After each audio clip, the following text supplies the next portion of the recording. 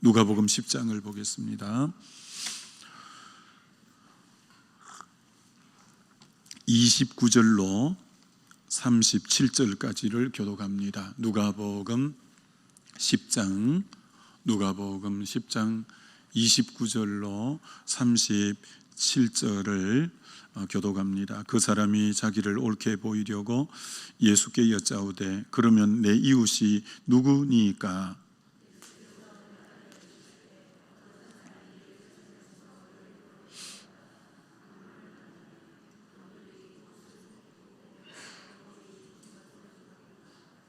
마침 한 제사장이 그 길로 내려가다가 그를 보고 피하여 지나가고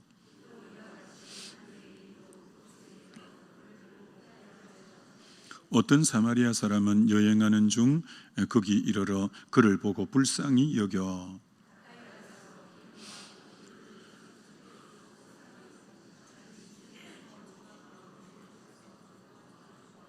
그 이튿날 그가 주막 주인에게 데나리온 둘을 내어주며 이르되 이 사람을 돌보아 주라. 비용이 더 들면 내가 돌아올 때 갚으리다 하였으니.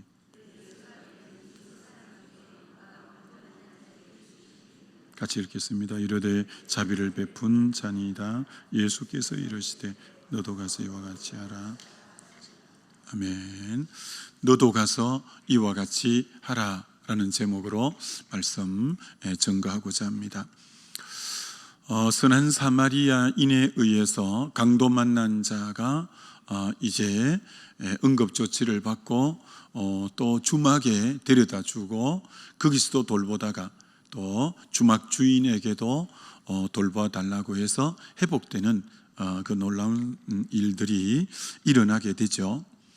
우리는 사마리아인을 통해서 정말 사랑의 섬김이란 정말 헌신 없이는 불가능하다. 자신의 헌신이 없이 사랑의 섬김은 불가능하구나. 사랑의 섬김은 반드시 대가 지불을 요하는구나. 사랑의 섬김은 반드시 대가 지불을 요하는구나. 야, 사랑이라는 것은 감정이 아니라 의지적인 행동이 반드시 따라가야 되는구나 라는 거. 그리고 이 자기 희생, 자기 헌신이 있는 곳에 회복의 역사, 치료의 역사, 살아나는 역사가 일어나는구나. 이런 것을 우리는 배우게 되어졌습니다. 여러분, 이 강도 만난 자는 아마 유대인일 확률이 많죠. 예루살렘에서 내려간 사람이니까 유대인일 확률이 많은데 이가 완전히 회복되고 자기를 치료해 준 사람이 사마리아인인 것을 아마 발견하게 되어졌을 거예요. 그리고는 이 사람에게는 놀라운 관점의 변화가 있었을 거예요. 사마리아 사람을 그렇게 적대시하고 그렇게 그들이 피가 섞였다고 무시하고 업신여겼는데 자기를 살린 사람, 자기를 회복시킨 사람이 자기가 제일 멸시하고 업신여겼던 사마리아 사람이라는 것을 알고는 사마리아인에 대한 생각이 많이 바뀌었을 거죠. 내가 그동안 잘못 생각했구나. 그리고 이 사람은 이제 건강하게 삶으로 회복되어서 이제 이 사람의 삶의 방향성도 굉장히 많이 달라졌을 것으로 추측이 되죠. 나도 누군가 어려운 사람 도우며 살아야 되겠구나. 나도 이제 누군가 어려운 사람 도우며 살아야 되겠구나. 왜? 사랑을 빚져보니까, 사랑을 더입어 보니까 나도 이제 사랑 베푸는 삶을 살아야 되겠다. 이런 아마 다짐을 했을 거예요. 근데 사실 이 전체적인 스토리를 보면 강도 만난 자가 한편으로 누구냐 할 때 저와 여러분이 지난날 하나님이 독생자 예수님을 이 땅에 보내지 않았다면, 그대로 방치하고 두었다면 우리는 영영한 죽음으로 치닫는 사실은 지난날 우리의 현주소가 강도 만난 자가 다른 어떤 누가 아니라 바로 저와 여러분의 영적인 현주소가 허물과 죄로 죽은 상태고 강도 만난 자였다라고 할 수 있죠. 그런 우리를 위해서 하나님이 독생자 예수 그리스도를 이 땅에 보내셨고, 그분의 십자가의 그 희생, 생명을 내어주는 그 사랑으로 인해서 우리가 살아났고 영생 얻고 완전히 회복되어진 자죠. 사실 우리 모두도 십자가를 통해서 십자가 사랑은 하나님의 자기 깨어짐이구나. 십자가는 하나님이 자기를 비워 이 땅에 오신 성육신과 십자가니까 자기를 비운 사건이구나. 십자가는 철저한 자기 희생, 자기 헌신의 모습이구나. 십자가는 정말 사마리아인이 시간과 물질만 드린 게 아니라 진짜 우리 주님은 생명을 깨뜨려 부으신 분이 우리 주님의 십자가구나. 그래서 우리는 마치 강도 만난 자가 살아났을 때 그 선한 사마리아인에 대해서 여러 가지 생각하면서 깊은 감동이 있었겠지만, 우리는 그보다 훨씬 더한 강도 만난 자였고, 그래서 훨씬 사마리아인보다는 더 능가하는 하나님의 사랑을 덧입은 자로, 이제 우리가 이렇게 구원 얻게 되었다면 우리 또한 이제는 너희가 강도 만난 자의 이웃으로 살아가야 되지 않겠느냐. 이것이 어떤 의미로 오늘 전체적인 흐름에서 우리에게 주시는 메시지라고 할 수 있는 거죠.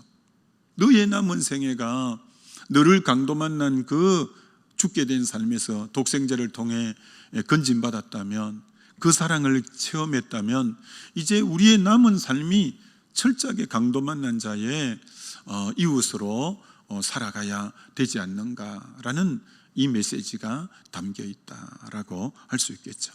큰 두 번째는, 오늘 사마리아인이 이 강도 만난 사람을 섬긴 구체적인 내용을 보면, 자기에게 있는 포도주를 갖고 상처난 부위를 쏟아부었고, 기름을 쏟아부었고, 나귀를 활용해서 그를 태웠고, 그리고 2렙돈을 여간 주인에게, 주막 주인에게 주었고, 그리고 여행 가는 시간을 멈추고 시간을 어떤 의미로 드렸고, 그리고 이제 나귀에 태운다고 힘쓰고 용을 쓰고 자기 에너지를 그렇게 쓰고, 모든 섬김이, 사마리아인의 섬김은 자기에게 있는 것으로 섬겼다는 거예요.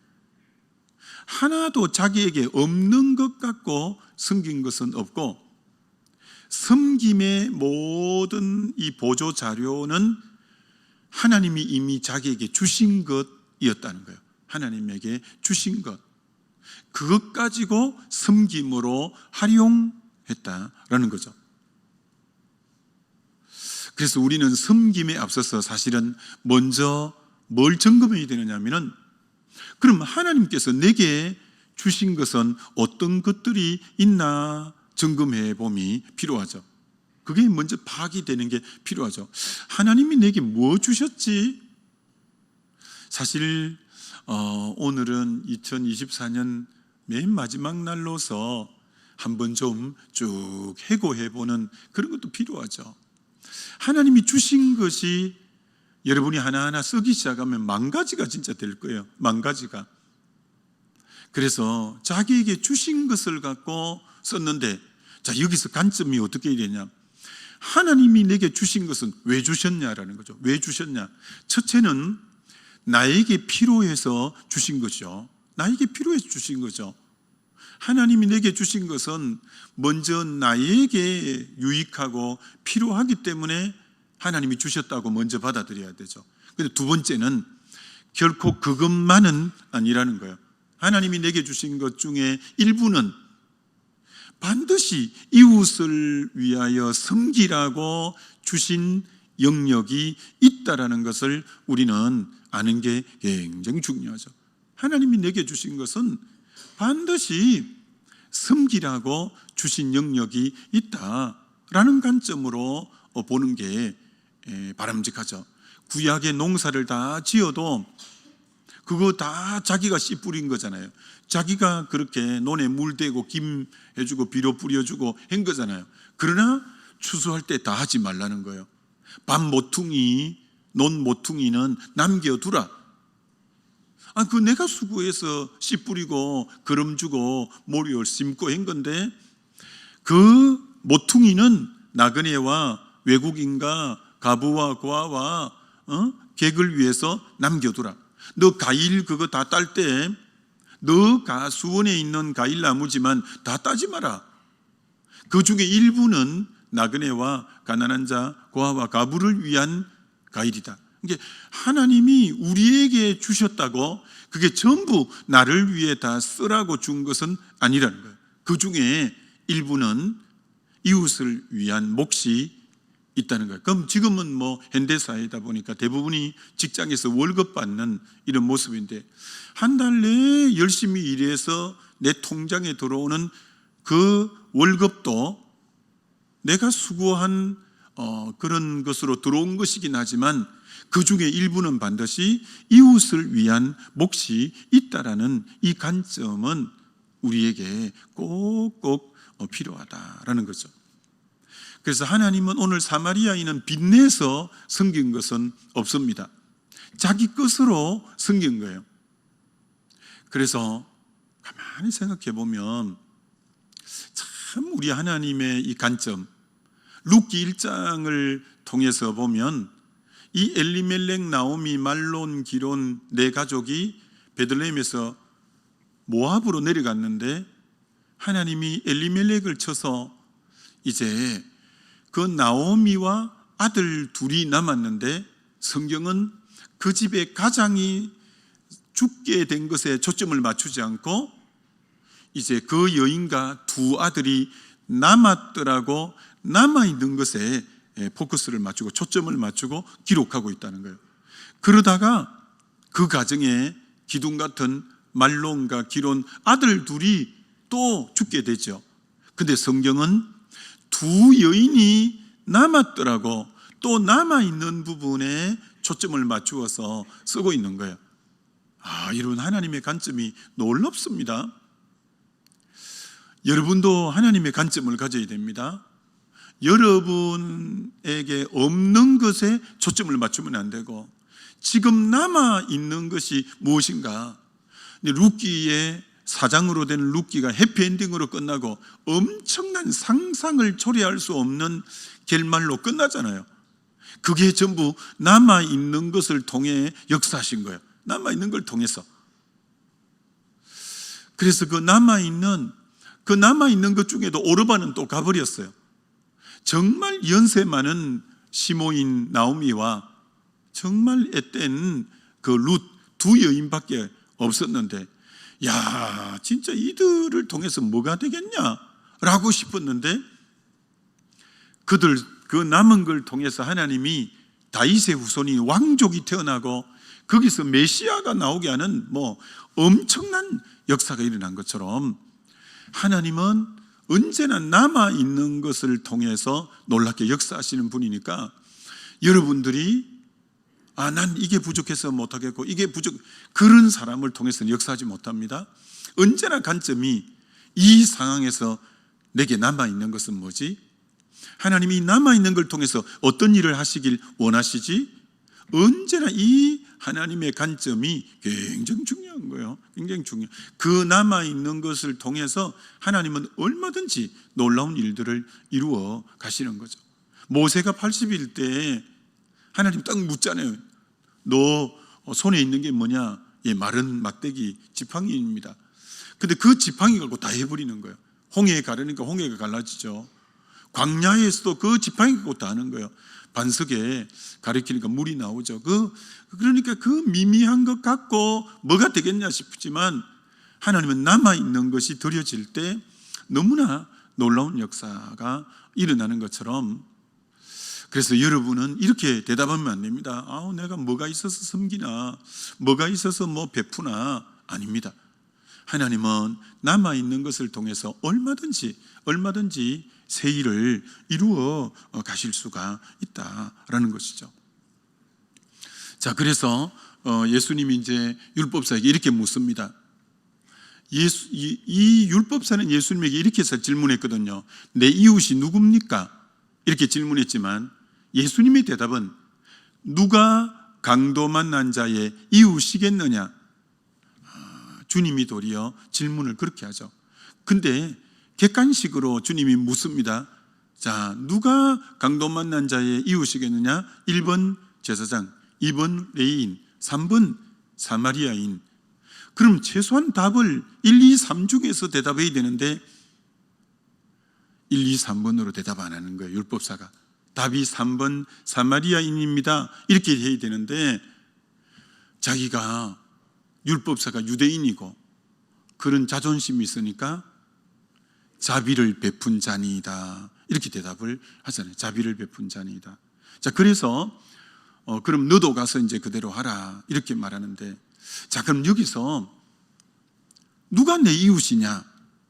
라고 물었을 때 그럼 여러분에게 그 질문이 있을 때 누가 내 이웃입니까? 그럼 답은 이겁니다. 내 주변에 그 사마리아 사람이 만약 그날 그 가까이 안 왔으면 선한 이웃의 역할을 할 수가 없었죠. 그러니까 내 주변에 나의 도움을 필요로 하는 자가 나의 이웃이라고 할 수 있겠죠. 내 주변에 나의 도움을 필요로 하는 자가 오늘도 나의 이웃이다. 이렇게 이제 볼 수가 있죠. 자, 이제 올 한 해 마지막 날이에요. 하나님이 이렇게 우리 각 사람에게 질문하면 우리 어떻게 대답할 수 있을까요? 오늘 마지막 질문이 누가 강도 만난 자 이웃이겠느냐? 율법사가 자비를 베푼 자니이다.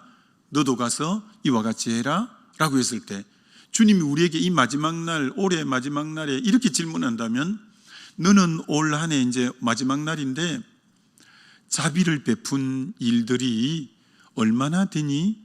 자, 여기 A4 용지를 하나씩 줄 테니까 올 한 해 1월부터 12월을 한번 더듬어 보면서 1월에 내가 자비를 베푼 게 몇 가지가 있지? 2월에 자비를 베푼 게 몇 가지가 있지? 10월에 몇 가지가 11, 12. 여러분이 올 한 해 내가 실제로 자비를 베푼 일이 몇이나 될까? 한 번 정도는 올 한 해를 되돌아보면서 자비를 베푼 것이 진짜 내가 이웃의 역할을 한 건데 나는 올해 자비를 베푸는 일이 얼마나 있었는가 한번 점검해 봄이 필요하죠. 자, 그럼 이렇게 좀 마무리를 해보려고요. 잠언 21장 13절에 이런 구절이 나옵니다. 귀를 막고 가난한 자가 부르짖는 소리를 듣지 아니하면 자기가 부르짖을 때에도 들을 자가 없으리라. 야, 참 귀한 말씀이다. 그죠? 길을 막아서 가난한 자가 좀 불쌍히 여겨주세요, 좀 도와주세요 라고 하는데 길을 막아버리면 인생 살다가 내가 어려울 때 부르짖어도 하나님도 안 들어주고 다른 사람도 외면한다는 거죠. 그래서 여러분, 참 우리는 어려운 사람 부르짖는 소리가 내 귀에 들릴 때 우리는 고민해야 됩니다. 근데 요새는 이게 미디어 시대가 돼가지고 얼마나 적십자사, 여러 가지 월드비전 이런 것도 유튜브 이런 데 자막으로 사이사이에 얼마나 많이 사실은 나와요. 아마 TV 같은 데도 그럴 거예요. 물론 그런 데도 있고 또 연말이 되면 특별히 교회에는 그런 게 더 많습니다. 도와달라는 단체가 굉장히 많이 옵니다. 그럴 때마다 사실은 마음이 참 여러 가지 망감이 이렇게 들 때가 많습니다. 이 어려워서 지금 도와달라는데 너 길을 막고 가난한 자의 부르짖음을 듣지 아니하면 너가 부르짖을 때도 하나님도 너 기도를 안 들을 거고 사람들도 너의 어려움 도와달라는 거 외면할 거야. 그래서 때로는 최근에도 어떻게 전화번호를 알았는지 전화가 누가 와서 누군가에서 받았더니 어디 장애자 단체래요. 연말 되면 그 많이 오거든요. 그래서 비누를 우리 장애인들이 만들었는데 하나만 좀 사주세요. 전화를 안 받으면 모르는데 이제 받은 거예요. 그래서 할 말은 많죠. 우리도 지금 베데스다가 있어요. 우리도 지금 사회적 협동조합이 있어요. 우리도 지금 할 때가 많아요라고 하는데 그분에게 또 그거 다 설명할 수도 없고 그래, 보내세요. 그렇게 왜 이 말씀이 생각나서 저렇게 도와달라고 할 때 내 길을 막으면 나 어려울 때 하나님이 기 막으시면 또 어떻게 하지? 이제 그런 것 때문에 그럴 때가 있죠. 또 여러분 잠언에 이런 말씀 있잖아요. 11장 24, 25절에 흩어 구제하여도 더 부하게 되는 일이 있나니 가도히 아껴도 인색하여질 뿐이니라. 이제 구제를 좋아하는 자는 풍족하여질 것이요 남을 윤택하게 하는 자가 윤택하여지리라. 이 말씀은 듣기에 되게 좋은 말씀인데 실천이 만만찮아요. 왜? 다 역설로 말하거든요. 역설로. 흩어 구제하면 내 주머니에서 나가야 되잖아요. 근데 또 부하게 되는 역설을 말하잖아요. 흩어 구제하면 내 주머니가 비어야 되는데 그만큼 근데 더 부하게 되는 일이 있대요. 그 다음 구제를 좋아하면 구제헌금 조금 하는 게 아니라 구제를 아예 좋아하면 더 풍족해진대요. 남을 윤택하게 하면 더 윤택하게 된대요. 이 전부 내 지갑에서 다 나가야 되는 얘기예요. 그런데 진리인 말씀이 더 풍족하고 부자가 되고 윤택하는 일이 있을 거라는 거예요. 그럼 이거는 수학적으로 산수적으로 계산하면 다 마이너스가 되는 일이잖아요. 구제를 하면 내 지갑에 얼마 나가야 되고 남을 윤택하게 하면 또 지갑에 얼마 나가야 되고 그런데 전부 더 하나님은 진리니까 더 윤택하게 되고 더 부하게 되고 더 풍족하게 된다는 거예요. 그럼 여기 뭐가 개입돼야 이 말씀이 성립되겠습니까? 나의 믿음이 개입. 주여 이 숫자 수학 산수적으로는 마이너스가 되지만 구제도 하고 남을 흩어 보내니까 근데 주님이 그렇게 말씀하셨으니까 믿음으로 반응하겠습니다라고 하고 여러분이 구제하고 흩어 이제 나누고 윤택하게 하면 실제로 이제 그렇게 되는 걸 경험하는 거죠. 그래서 참 여러분 우리가 이웃이 된다는 것은 여러분이 믿음 없으면 그게 안 되는 거죠. 뻔한데 거기서 얼마가 나가야 되니까요. 그럼 반드시 마이너스 같은데 주님은 분명히 말씀하는 거예요. 더 풍족해진다, 더 부하게 된다, 더 윤택하게 된다. 그럼 그걸 이제 믿음으로 반응하는 것밖에 없죠. 근데 성경은 진리인 거죠. 여러분 구제가 뭐냐면 남의 필요를 내가 채우는 거잖아요. 자, 남의 필요를 내가 채우는 게 구제인데 자, 그럼 나의 필요는 누가 채우냐는 거예요. 오늘 이 성경은 하나님이 채우겠다는 거예요. 여러분 이 말씀이 그 원리입니다. 남의 필요를 네가 관심 가지고 채워주면 너의 필요는 내가 채우마라는 말씀이거든요. 이게 굉장히 중요한 말씀입니다. 남의 필요를 네가 채우면 너의 필요는 내가 채우마. 이게 방금 그 말씀의 원리라. 여러분 이건 비밀입니다. 비밀. 그리스도인만 아는 비밀이에요. 숫자적으로는 내가 구제하고 남을 윤택하게 하려면 내 손에서 계속 나가야 되는데 이게 윤택하게 되는 것은 내 필요는 하나님이 채우시는 이거는 믿음 있는 자만이 누릴 수 있는 말씀이라 이렇게 말하는 거죠.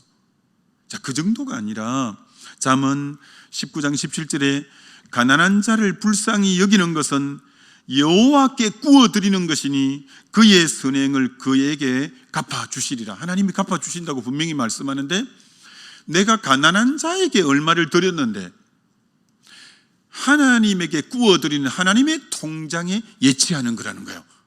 이건 놀라운 계산법입니다. 나는 분명히 가난한 자를 불쌍히 여겨서 그에게 얼마를 했는데, 그거는 여호와께 구워드리는 것이 되었고, 언제 만기일이 되면 하나님이 그걸 갚으시겠다고 한다는 거죠. 자, 그러니까 내가 가난한 자를 불쌍히 여긴 것은 내 손으로 이렇게 섬긴 거예요. 근데 그건 하나님께 구워드리게 돼서 하나님이 갚으실 때는 누구 손으로 나를 돕냐면 하나님의 손으로 덮으시는데, 나를 갚으시는데, 근데 내 손과 그러면 하나님 손이에요. 나는 내가 가난한 자를 불쌍히 여겼으니 내 손으로 이렇게 도왔어요. 근데 이것은 여호와께 구워드리는 것이 되었고, 하나님이 갚으실 때는 하나님의 손으로 나를 갚으시는데, 하나님의 손은 최소한 이 성경에 이율이 어떻게 되냐면 최소가 30배고 중간이 60배고 제일 이율이 좋은 게 100배라고, 30배, 60배, 100배인 거예요. 그러니 내 손으로 섬긴 것에 비해서 하나님의 손으로 갚으시는 것은 최소가 30배, 그 다음에 60배, 그 다음에 100배이니까, 그러니 여러분, 이 믿음에 눈 열린 사람은 계속 섬기는 사람은 계속 섬기는 거예요. 계속 베푸는 사람은 계속 베푸는 거예요. 왜? 이 하나님의 은혜의 원리에 눈 열렸기 때문에 그렇게 되는 거예요. 여러분, 실제로 그럼 이 구제하고 이웃이 되는 것은 어떻게 되냐면, 원래 죄는요, 죄는 sin, 신이 I가 가운데 있다고 했잖아요. 죄는 자기 중심성이거든요. 죄는 철저하게 자기 중심적인 이기심이에요. 죄는 자기만 생각해요.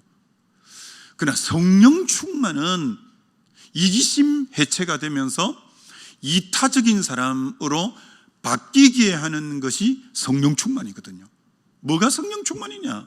오순절날 성령이 맺더니 그들이 전부 전답을 팔아 사도들의 발 앞에 갖다 내고 그걸 나눠주니 핍자는 자가 없었던 것처럼, 죄는 자기 중심성 이기심이고 성령 충만은 이타심이 이기심을 해체하고 이타심을 주는 거죠. 그래서 성령 충만 받을수록 자기 중심적인 삶이 아닌 이웃에게 정말 흘러보내는 이 삶으로 나가게 되는 삶이 되어지는 거죠. 그래서 어떤 분은 이렇게 말하잖아요. 세상은 여러분 불공평하잖아요. 태어날 때부터 금수저로 태어나기도 하고, 태어날 때부터 선진국에 태어나기도 하고, 아주 세상은 불공평하잖아요. 서울만 해도 얼마나 빈부귀천이 얼마나 많아요. 근데 여러분, 하나님 나라 관점으로 보면 어떻게 바라고 했냐면, 로마서 15장 1절 2절에 우리 강한 자가 연약한 자의 약점을 담당하고 이렇게 보라 한 거예요. 세상은 기울기가 있어요. 태어났는데 운동장이 완전히 기울어져 버렸어. 금수저고, 여기는 완전히 사글세에 허덕거리며 살아야 되고, 태어날 때부터 태생적인 그런 게 있는 거예요. 그러면 그게 불공평하다고 늘 짜증내고 불평하고 아니라는 거예요. 은혜를 받으면 기울기 있는 세상에서 그리스도인의 역할은 강한 자가 약한 자를 보듬어 안는 거고, 지혜로운 자가 지혜롭지 못한 자를 보듬어 안는 거고, 그렇게 됨으로 하나님 나라를 그게 이루는 원리가 되는 거죠.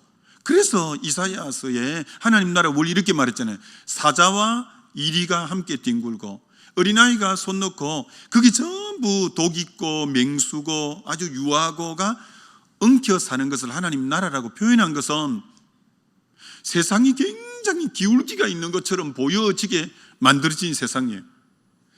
그러니까 이것이 여러분 하나님 나라를 이루는 너무 좋은 거예요.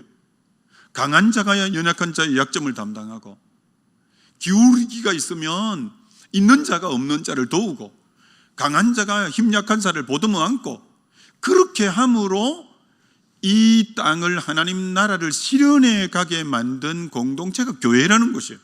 그게 그리스도인이 각자가 삶의 현장에 들어가서 그렇게 살아내는 게 하나님 나라를 구체적으로 실현하는 방법인 거죠. 그래서 교회가 그 역할을 얼마나 잘 감당하느냐. 그래서 우리가 사회적 협동조합을 만들었고, 그래서 우리가 이 축복의 통로를 주간 보호시설을 만들었고, 우리가 30몇 년 동안을 발달장애인을 이렇게 섬기게 되었고, 또 응암 어린이집, 나무 어린이집을 섬기게 되는 그런 모든, 또 서대문 발달장애 평생교육센터를 우리가 위탁받아 하고, 무슨 차원에서 그러는 거냐? 다 이런 차원이죠. 이런 차원에서 교회가 그들을 보듬는 그 역할 때문에, 그렇기 때문에 우리 그리스도인이 이런 말 하면 안 돼요. 세상이 불공평하다가 아니라 기울기가 있는 세상에서 교회가 해야 될 역할이 있고, 바로 믿는 자가 해야 될 역할이, 이때 안 기울어졌으면 뭐 사랑을 흘러보낼 그게 뭐가 있겠어요. 기울어졌기 때문에 해야 될 역할이 무엇인지를 발견하게 되는 거죠. 그게 바로 선한 사마리아인이 되게 하는 원리라고 말할 수 있는 거죠. 아무쪼록 저와 여러분들이 이 선한 사마리아인의 이 스토리는 너무 잘 알지만, 문제는 너가 가서 그렇게 하라고 지금 말씀하고 있다는 거예요. 그래서 우리가 이 오늘 마지막 날 다시 한번 내가 가서 그대로 행한 게 뭐가 있는가, 내 삶에 실제로 이런 정말 이웃이 되고 있는가 생각해 보면서 승리하는 저와 여러분 되시길 주의 이름으로 축원합니다. 우리 기도했으면 좋겠습니다. 오늘 말씀 생각하면서 하나님, 정말 이 땅 가운데 하나님 선한 사마리아인처럼 하나님 나라를 세워가는 일에 쓰임받게 해달라고 우리 주여 한번 부르고 기도합니다.